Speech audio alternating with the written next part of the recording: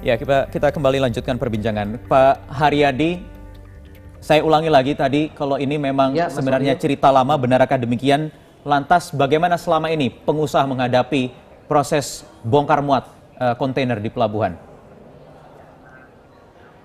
Ya, Mas Wahyu, pertama tentunya kami ingin mengapresiasi kepada Polda Metro Jaya ya, yang telah melakukan penyelidikan dengan baik, dan menurut pandangan kami ini adalah titik awal untuk kita memang memperbaiki semua kesemerawutan di dalam pengurusan pengeluaran barang dari pelabuhan.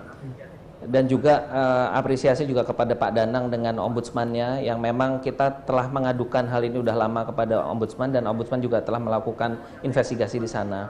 Nah, mengenai kondisi selama ini memang karena keadaan ini sudah dikondisikan, Mas Wahyu. Jadi memang mau tidak mau perusahaan itu mau mengikuti daripada apa yang disetting oleh para oknum ini begitu.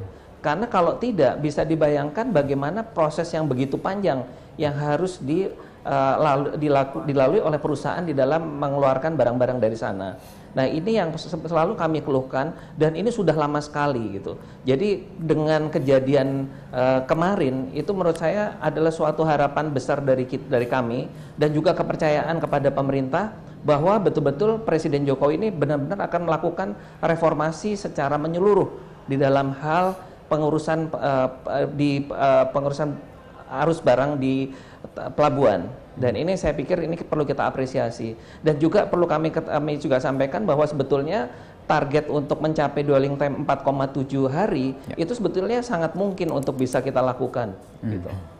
Pak Haryadi, sebelum kita lebih jauh lagi nanti ke depan, saya ingin beberapa hal saya tanyakan, tetapi hal ini selama ini hanya dihadapi oleh para pengusaha perkapalan atau seluruh importir begitu?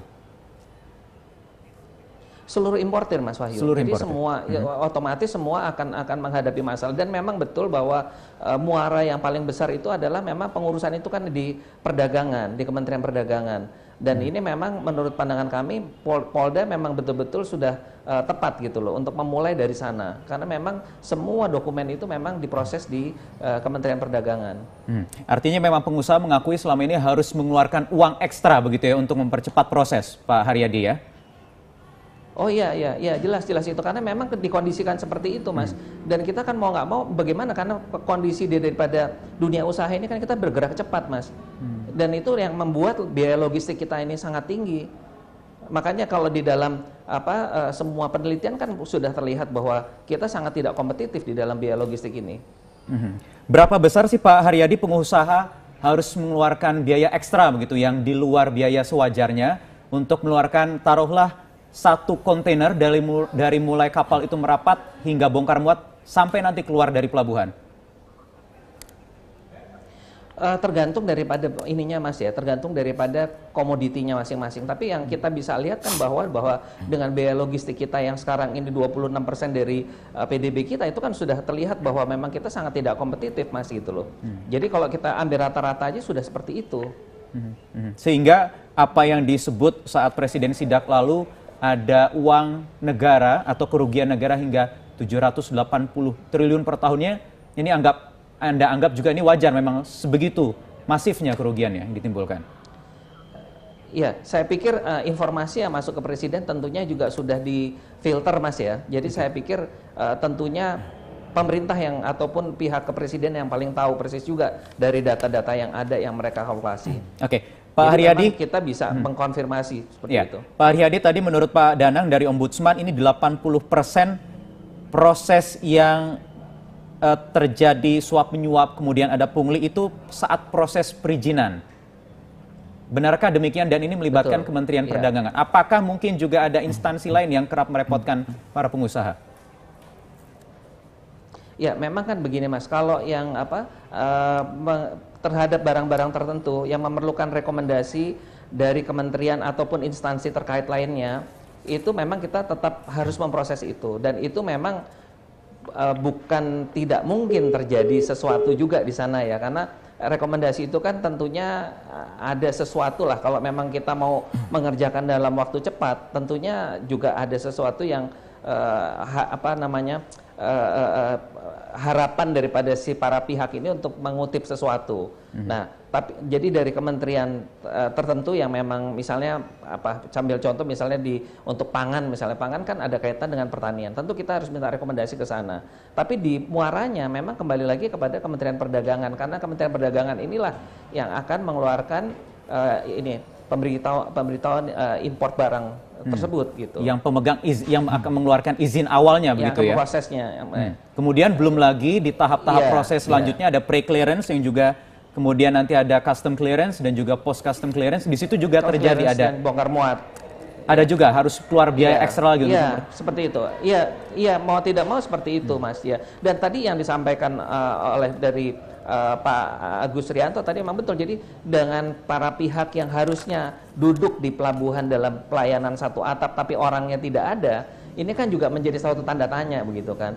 Jadi menurut pandangan kami Mas Wahyu, memang harus dirubah semua sistemnya itu. Saya sependapat dengan Pak Danang. Dan memang harus ada kementerian yang bertanggung jawab, salah satu pihak yang bertanggung jawab mengkoordinasi di sana. Dan menurut pandangan kami seharusnya kalau misalnya kita lihat dari peraturan yang ada, harusnya Kementerian Perhubungan yang melakukan koordinasi itu di sana. Jadi tidak seperti ini kan sepertinya semua para pihak ini punya ininya selera sendiri-sendiri ya. Tadi contohnya itu yang harusnya duduk di posisinya masing-masing di pelabuhan, orangnya tidak ada. Itu memang kan disengaja supaya orang itu untuk mengurus keluar pelabuhan. Nah ini yang terjadi hal-hal yang seperti yang kita lihat ini, Mas. Artinya memang sangat harus kepolisian juga menindaklanjuti atau mengusut instansi lain yang terkait dalam proses ini ya Pak Haryadi ya. Iya.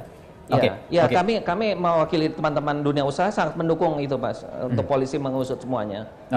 Ada dari tanggapan sudah dari pengusaha, Asosiasi Pengusaha Indonesia, memang ini tidak hanya di muaranya saja, ada proses perizinan yang memang melibatkan Kementerian Perdagangan, tapi ada instansi-instansi lain Pak Agus. Iya memang, sebagaimana tadi di awal sudah kita bahas juga, ada beberapa pihak yang memang ada keterkaitan, namun kan ini baru 2 hari ya Mas ya, kita lakukan proses penyidikan ini, ya tentunya kita beri kesempatan kepada teman-teman penyidik untuk bisa menuntaskan pekerjaannya. Namun ini tetap menjadi atensi bagi Bapak Kapolda Metro Jaya karena merupakan arahan langsung dari Bapak Presiden. Nah sehingga nanti tentunya pihak-pihak mana saja, siapa saja yang terlibat, mungkin juga nanti dari pihaknya Pak Haryadi kita akan mintai bantuan untuk memberikan informasi dan juga pihak-pihak lain tentunya tidak menutup kemungkinan. Ini kita monitor saja perkembangan yang sedang dilakukan oleh teman-teman penyidik karena hari ini kan terus beberapa pihak sudah dipanggil juga termasuk dari pihak perusahaan juga sudah kita minta keterangan. Kapan jadi Pak kira-kira ada bayangan untuk instansi lain ini akan diperiksa juga? Ya tentunya kita lihat nanti Mas ya kepentingannya, kemudian kita akan berusaha menuntaskan setiap perkara itu secepat mungkin, tapi tidak boleh juga terburu-buru. Tetap harus berlandaskan pada hukum dan peraturan yang berlaku, sehingga hasilnya betul-betul bisa komprehensif dan optimal, Mas. Oke, saya ingin kembali ke Pak Danang. Pak Danang, apakah praktek-praktek ini hanya terjadi di Pelabuhan Tanjung Priok sajakah, atau mungkin seluruh pelabuhan di Indonesia? Ya, secara potensi itu terjadi di hampir seluruh pelabuhan di Indonesia. Memang temuan yang sekarang muncul di Tanjung Priok, tapi secara potensi terjadi di seluruh pelabuhan di Indonesia. Terutama juga terkait pelabuhan yang menjadi pintu masuk impor barang dari luar negeri. Ini Mas, saya perlu sampaikan, masalah yang utama itu ada berbagai kebijakan peraturan Direktorat Jenderal yang mengganggu proses kelancaran arus barang tersebut. Jadi peraturan kebijakan itulah yang menjadi sumber permasalahan, yang area abu-abunya terlalu banyak, sehingga para pengusaha seperti rekan kita Mas Haryadi Kamdhani ini menjadi kesulitan, dan karena mereka diciptakan begitu sulit sehingga mereka terpaksa harus berhubungan dengan pejabat-pejabat tersebut. Ini sama terjadi juga di pelabuhan-pelabuhan di Indonesia, termasuk misalnya Belawan, Soekarno-Hatta di Makassar, dan Tanjung Perak di mana saja Pak Danang pelabuhan-pelabuhan ini selain di Tanjung Priok yang aktivitas bongkar muatnya besar paling tidak? Ya, Ombudsman melakukan pemeriksaan pada 4 pelabuhan besar, itu di Belawan, Medan, pelabuhan Soekarno-Hatta di Makassar, dan pelabuhan Tanjung Perak di Surabaya, termasuk Tanjung Priok ini. Memang masalah terbesar ada di Tanjung Priok karena sistem atau arus barang yang terpasar ada di sudah 1,6 juta setahun. Jadi potensi dan cyber prospek yang terjadi di situ sangat besar. Pak Danang, bukankah sudah ada layanan satu atap begitu Pak dalam proses bongkar muat di pelabuhan ini? Apakah ini tidak berpengaruh terhadap aktivitas di sana? Ya, pelayanan satu atap yang ada di pelabuhan itu kan hasil dari rekomendasi Ombudsman. Jadi baru saja diimplementasikan sekitar 2 bulan yang lalu ketika Bapak Presiden berkunjung, itu sudah ada secara fisik, walaupun secara infrastruktur telekomunikasi dan infrastruktur SDM-nya belum lengkap. Cita-cita kita dengan mengeluarkan rekomendasi itu, kami mengharapkan adanya semacam BKPM, gitu, Badan Koordinasi Penanaman Modal yang ada di pelabuhan, tetapi khusus spesifik mengurusi masalah perizinan pelabuhan. Sehingga kami berharap di tahun depan itu sudah tidak ada lagi pertemuan tatap muka antara pengusaha dengan pemberi izin. Cukup semuanya melalui online. Dan kalau ada masalah diselesaikan di satu titik. Online begitu ya? Harapannya nanti bisa online? Online. Di semua pelabuhan-pelabuhan yang Ombudsman sudah benchmark ke beberapa negara, itu semuanya sudah online. Dan saat ini di Indonesia belum menerapkan sistem online sama sekali? Belum. Kita sudah punya yang disebut dengan INSW, ya, Indonesia National Single Window. Dan dalam salah satu rekomendasi kami kepada Bapak Presiden itu adalah INSW harus dikelola oleh sebuah entitas setingkat badan. Jangan hanya menjadi salah satu komponen kecil di salah satu kementerian koordinator equip.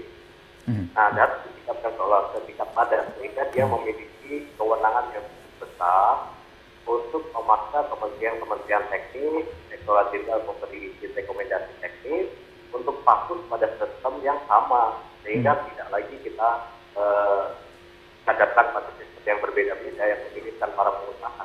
Oke. Saya ingin ke Pak Haryadi. Pak Haryadi, kalau dari kacamata para pengusaha, sistem seperti apakah sih yang paling tepat atau yang diidamkan begitu para pengusaha, sehingga ini kan sudah begitu lama proses dwelling time ini berlarut-larut sehingga menimbulkan juga kerugian bagi pengusaha. Layanan satu atap belum cukup, Pak? Jadi gini Mas, tadi yang disampaikan oleh Mas Danang, Pak Danang tadi saya pikir ada yang betul, bahwa kadang-kadang yang namanya peraturan dari kementerian itu berubah-berubah, kementerian teknis maksud saya. Begitu banyak kementerian yang mempunyai peraturan yang membatasi ataupun mempunyai ketentuan-ketentuan tertentu terhadap barang-barang yang diimpor.